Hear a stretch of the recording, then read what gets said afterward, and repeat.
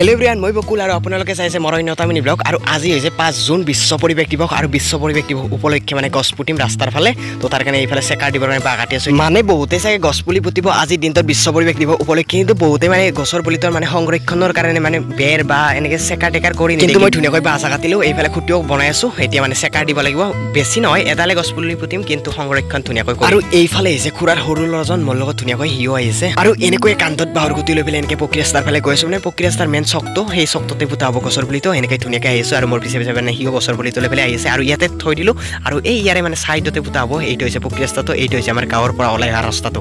তো এনেকৈ আহি পেলাই এই ইয়াতে পুতা হ'ব, মানে এই ইয়াতে পুতা হ'ব গছৰ পুলিটো। আৰু ইয়াতে ধুনীয়াকৈ এটা দকে গাঁত খান্দি মানে ইয়াতে পুতি দিয়া হ'ব, ধুনীয়াকৈ চেকাৰ টেকাৰ গোটেইখিনি দিয়া হ'ব। আৰু আপোনালোকেও যদি মানে আজিৰ দিনটোত গছ পুলি পুতিছে, যদি আজি দিয়া নাইও মানে অহাকালি হ'লেও মানে চেকাৰ টেকাৰ ধুনীয়াকৈ বেৰা চেৰাই দি দিব, যাতে মানে গৰু ছাগলী খাব নোৱাৰে। আৰু এনেকৈয়ে ফাইনেলি হৈ গ'ল গছৰ পুলিটো পুতা। আৰু চাব পাৰে আপোনালোকে কিমান বেছি ওখ, মানে মোতকৈ বেছি ওখ আছিল। আৰু এতিয়া পুতোতে অকণমান সৰু হৈ গ'ল। আৰু এইফালে চাব পাৰে এতিয়া পুৰা খুঁটি চুটি মাৰি দিওঁ, আৰু মানে এনেকৈ বস্তা এখন চাইডেদি মেৰাই দিম, যাতে মানে গৰু ছাগলী খাব নোৱাৰে। এতিয়া খুঁটি এটা মাৰি লওঁ।